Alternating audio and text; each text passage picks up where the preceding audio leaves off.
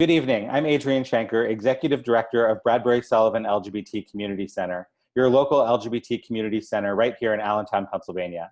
Thank you for joining us tonight to hear from Corinne Manning, author of We Had No Rules, as part of our 2020 queer novel mini-series. During COVID-19, Bradbury-Sullivan Center is providing virtual programs, and this program is supported in part by Pennsylvania Humanities Council, the federal state partner of the National Endowment for the Humanities. Learn more about upcoming events at bradburysullivancenter.org. But tonight we are joined by Corinne Manning. Thank you so much, Corinne, for joining us. Thank you so much for having me. It's really such an honor to be here with you all. I'm going to go ahead and remove this for now. I am the author of the short story collection, We Had No Rules.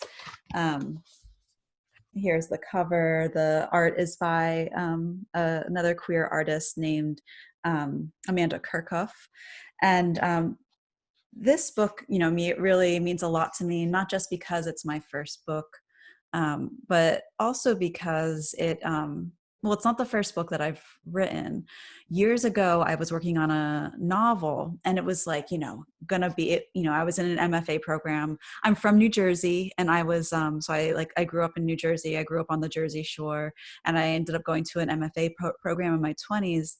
And I had this, this plan that, this book that I was going to write, this novel I was going to write was going to be like the big, is my big mainstream hit.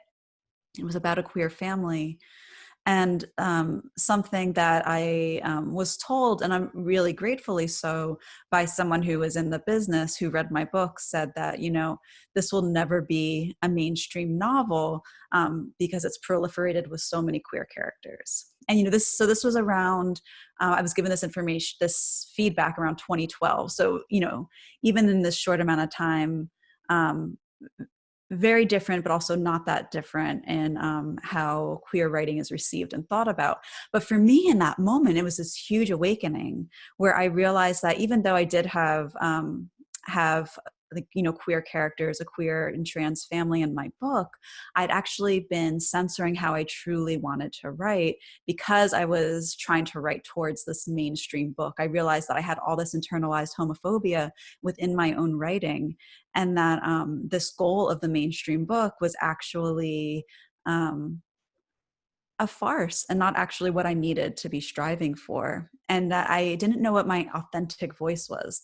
So months went by when I wasn't writing. I was really stuck with this. And then one day I sat down and I wrote the very first line of the story that I'm going to read right now, called Gay Tale, which is, oh, fuck it, I'm writing lesbian fiction. And then from there, the story came out from start to finish in one sitting, and my other stories followed suit. It was very special, where I would sit down, for 2 hours, and I would write a story from beginning to end. And that was one of my requirements for myself, because I was like, I have to stay from the beginning to the end of the story, and I have to write anything that feels shameful to me. If I feel ashamed, I have to write it. If I feel embarrassed, I have to write it. If I feel afraid, I have to write it. And it was really just these practices of trying to undo all the things that I had been told was not possible for a queer voice to be in the world. And in that way, I felt like I really freed myself. And I also was really interested in relationships and complicity within queer communities. And so, like, all the ways in which we might erase ourselves by trying to hit mainstream ideals, which is what had essentially happened in that original book. And it took me really delving into all of my greatest fears, my fears of relationships, my fears of, people I love, people I've lost, my own family, kind of like delving into that in fiction territory in order to really, I think, find what it means for me to have my own identity, or what it means for any person to have an identity and be affirmed and free within it. So I'm going to read the story, We Had No Rules. Gay Tale from We Had No Rules. And I hope you enjoy it. ready for me to read to you? Okay. I'm watching a lot of Sesame Street because I am a co-parent to a 2-year-old, and they're always like talking to the camera, and even though no one responds. So are you ready for me to read to you? Okay. Gay tale. Oh, fuck it. I'm writing lesbian fiction. I know I'd do better to write gay fiction, or in some academic circles, queer fiction. How many people, I wonder, have stopped reading already? A lot of lesbians are scary and weird. I don't even like the word. One time, before I was considered a lesbian, my boyfriend and I were getting ice cream in our small southern college town. It was one of those incredibly warm February days when it's unclear what season it might ever be. Our cones were high and melting quickly, so we licked away fervently as we strolled to the water. A French bulldog approached us with balls so large it seemed it would be anatomically difficult for him to walk uphill, but he was doing it and snorting and panting. "Oh, hello," Ben crooned. He bent down and the dog wagged his tail, sending his balls back and forth like magical pendulums. "Hi, friend, hi," I said, scratching just above the dog's butt. The dog licked at the air, his claws clacking against the ground as he spun in slow circles to appreciate both of us. "That ice cream you got looks good," the owner said, stepping forward. Now that I'm considered a lesbian, I know it's incorrect to assume you know someone's pronoun, but I don't know if you're ready for me to use the singular they. At this point in the story, I'm still concerned about what you are ready for. She wore long khaki shorts that went to just below the knee. I was crouched down, so I stared at what was visible of her shins. She had a sturdy, stocky body, a powerful man shape, and breasts that inflated her black polo. Her pale skin had seen so much sun that it looked ready to slough off. She had a head like a bean, with a very small and handsome face, with brown eyes and deep and as round as her dog's. "This is a great dog you got here," Ben said. "His name's Jasper, I'm Sam," she said, looking at me. I pictured her naked, saw the muscled legs, hips, and back, the sagging breasts, and I couldn't help it. Giant balls like Jasper. It was one of the most beautiful images I'd ever held in my brain. I was certain that she could see it too. How could she look like that and not be psychic? "I've got 2 cats and another dog that doesn't like to go out too much because he's old. I got a parakeet that screams all day long. I had 2 parakeets, but one of the cats ate one. I didn't cry because I was happy that Susie got to do what she's supposed to do." I turned away politely to get my tongue around the cone more where it was starting to drip, and also to signal that it was time to be moving on. I'm not sure what was going on with Sam. She stared at me harder, and I realized that the whole time she'd been rambling, she'd only been looking at me. "That ice cream sure looks good. I'd get chocolate ice cream, and then I'd get cherry, but I don't think I'd get it on a cone because my hands always got this grease on them from work, you know. I got 2 jobs, and I own my own house, and I got a riding mower." She's trying to turn me into a lesbian, I thought. I could feel her in my brain, working something the way she might work an engine. I heard a sputtering and some wiring. I touched Ron's back underneath his t-shirt. Excuse me, Ben's back. I touched Ben's back underneath his t-shirt. "Well, we'll be seeing you," he said. And we continued on to the water. I felt her watching us. What a strange person. She must be so lonely here. I wonder if she gets to date much. "Probably why she has all those animals," I said. I imagined her undressing me, how excited she'd be, how she'd keep talking even as I was sitting in front of her naked. It wasn't that I wanted to be with her, but I felt moved that I could be wanted that way. Ben and I looked out at the water, and as I sat there in my brain, naked in front of Sam, I felt so feminine. I moved my shoulders the way I imagined Marilyn Monroe might move hers, and I lifted my chest and exposed my neck. I am so hot, I thought. Never before had I considered making love to myself. It seemed like it must be fantastic. "What are you doing?" Ben asked. His face had a laughing shape, and I felt something snap off in me quickly. I felt cold. "You were moving your shoulders in this funny way. I loved it." He leaned over and kissed me, and even though I often feel shy in public, I kissed him back this time, thinking of her seeing us, and then picturing myself. and I felt whatever had snapped off a moment ago return. On our first date, Ben looked at me from his side of the table and said with great conviction, "I'm into guys." "Oh," I said, slightly disappointed and confused, not because he liked boys, but because he said it in a way that suggested he only liked boys. "Are you into girls?" he asked me. "Maybe, I don't know." After dinner, he brought me into an alley and pressed me against a building. We quickly found ourselves in a habit of having sex in public places, against a highway overpass, on the toilet seat of a gas station restroom, midday in a park with a father and son looking out from the bleachers. The man stood watching us, not in an interested way, but more to let us know he'd seen.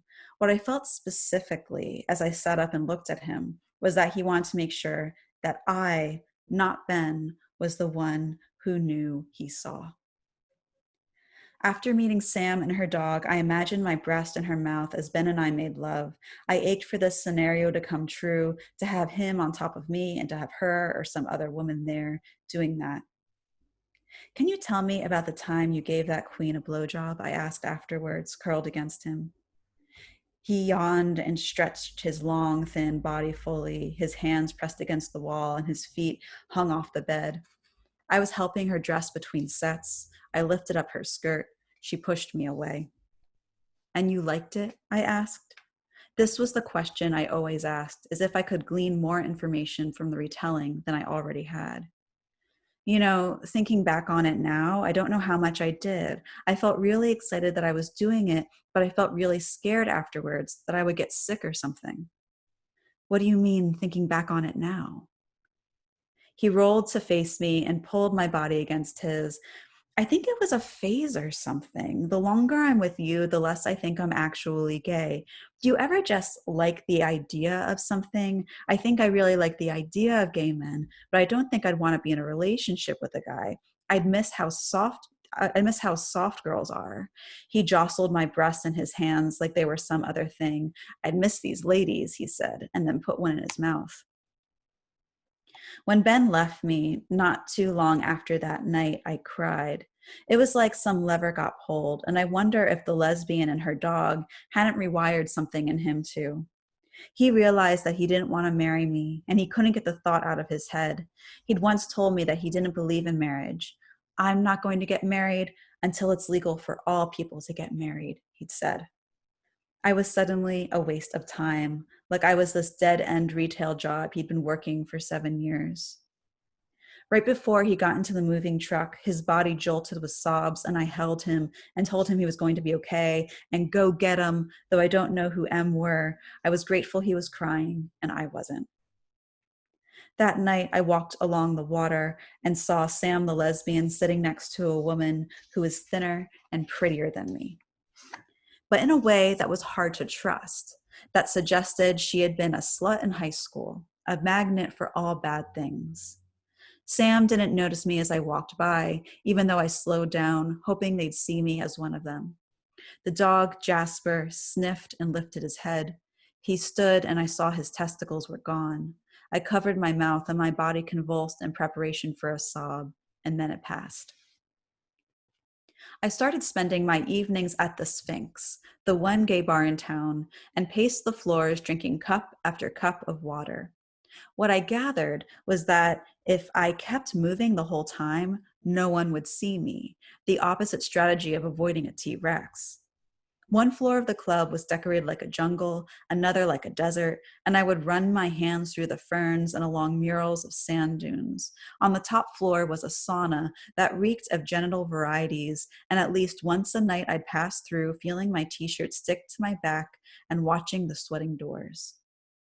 Then one night, after making my first round, I went to the cooler to refill my water, and the cup slipped from my hand and fell to the floor in an explosion of liquid. I bent to pick it up and paused for a second to look at the colored glass that was embedded in the floor when I saw the beginning of ankles, then shin, then knees.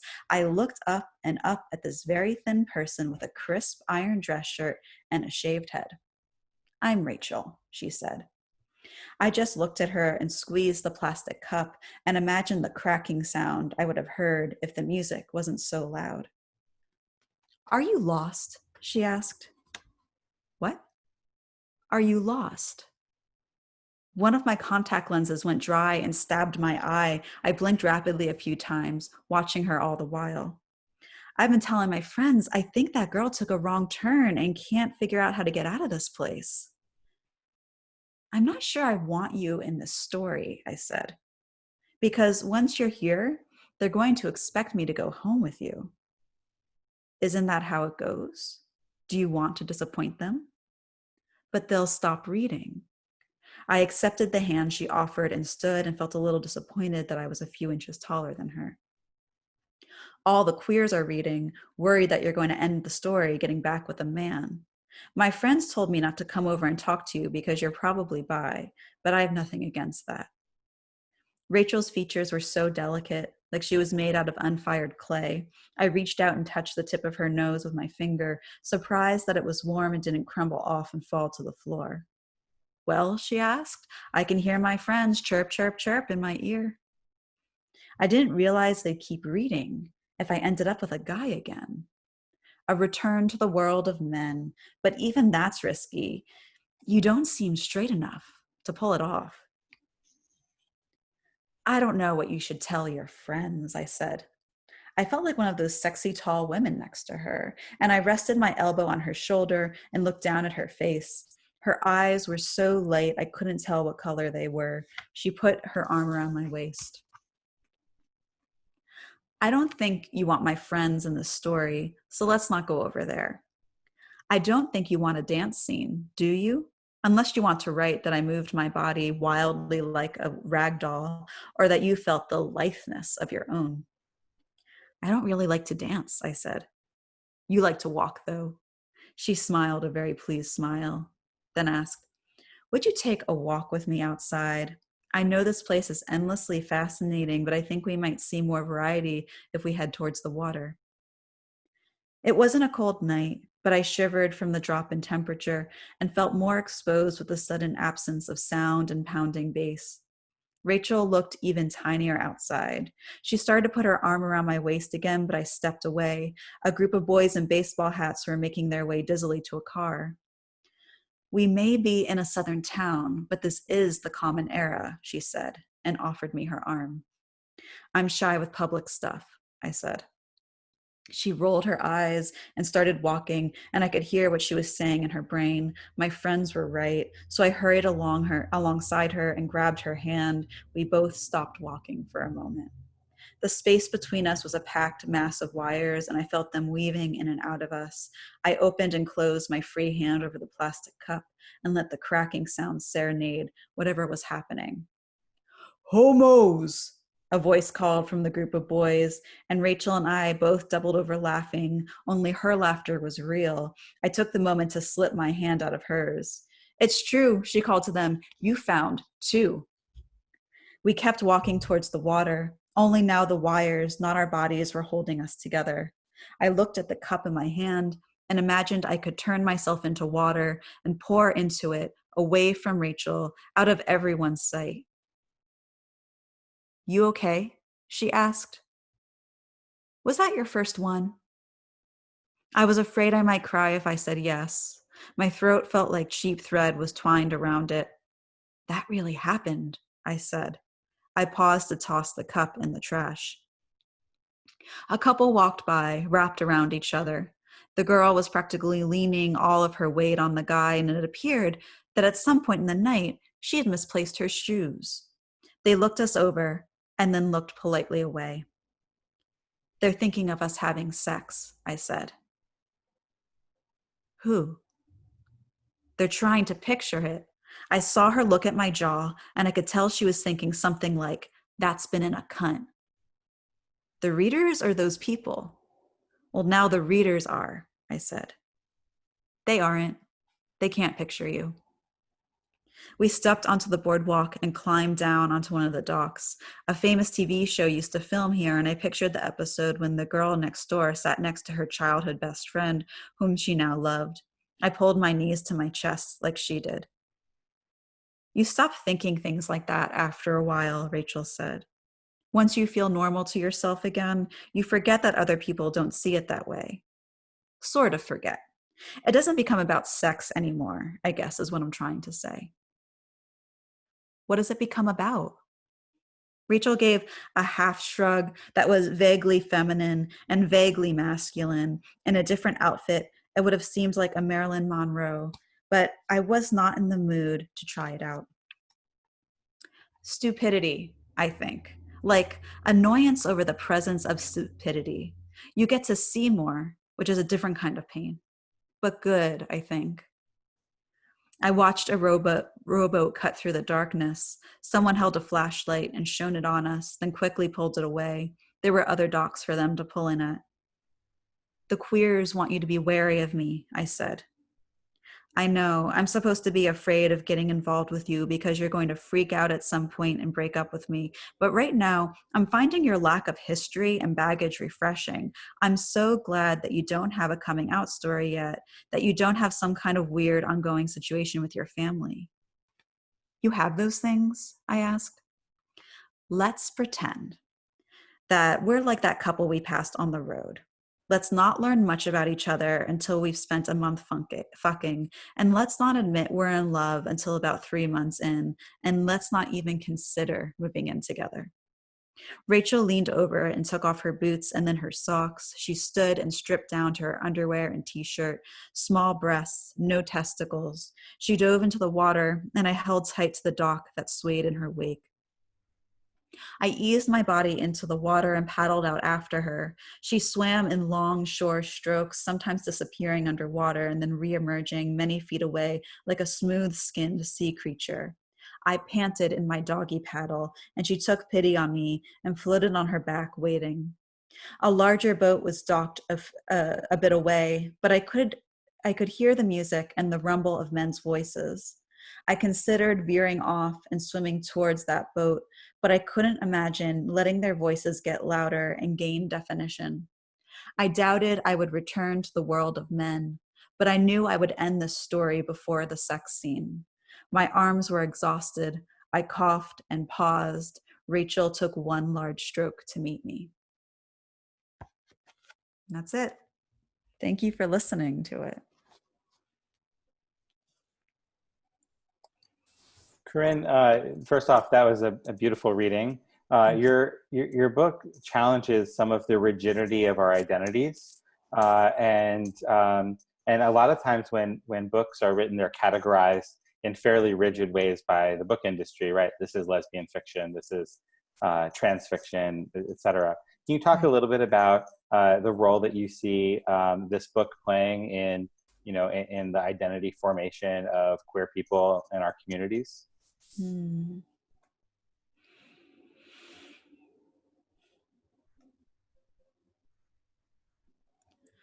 Well, one of the things that I think that I'm always striving for,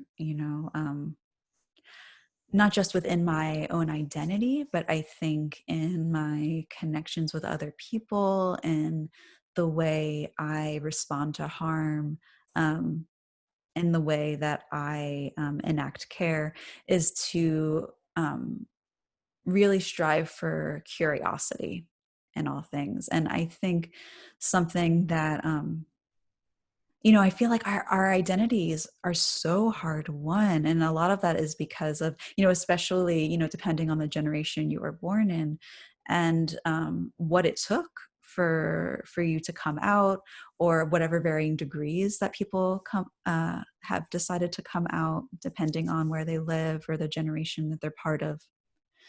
And I think because these identities are so hard won, there's this tendency to become rigid. And it's, in a way, it's like sadly funny, right? Because rigidity is what we're often responding against when trying to be who we are, right? To have sex with who we want to have sex with, or to love who we want to love, or to look how we want to look, to perform how we want to perform. And then I think within communities, we sometimes put these rigid roles on one another. This is what it means to be masculine. This is what it means to be feminine. This is what it means to be acceptable. This is, yeah, this is what it means to be an, LGBTQIA plus person, right? And so I think what I hope for is like, I obviously have a number of hopes, with this book. One is that people find solace in it. I think it is something kind of interesting that it's coming out at a time when we're so isolated with each other, because it's a book of, varying voices, all in moments of, some kind of struggle, even if it's written in this, even if it's written in a way that's funny. And I really hope that people feel like, they have a book that's just full of friends, that's like kind of just shows all the different kinds of people they know in community, that can make them laugh and make them feel connection. But I also, I think in a deeper way, hope that people come away with a sense of something more curiosity about the relationships that they've lost, the relationships that they strive for, and also just our own identities and relationships with ourselves. The more curious that we can become, the less rigid that we can be. Always seems like it leads to more possibility. Can you share a little bit about how you decided to start working on this book? Yeah, like I said in the beginning, it was coming off of the heels of having kind of realized that no matter how much I censored myself with this other novel that I was writing, that at least at that time, it was going to be put in the LGBT genre shelf, and that was, I reacted to that initially as if it was a bad thing. And the thinking that I had was like, well, I was censoring how I wanted to write, and I failed. I failed anyway. And so I had already like been keeping myself from writing authentically, and there wasn't even a payoff, right at the end of it. That was kind of like what I was thinking. And then I was like, why am I afraid of that genre shelf?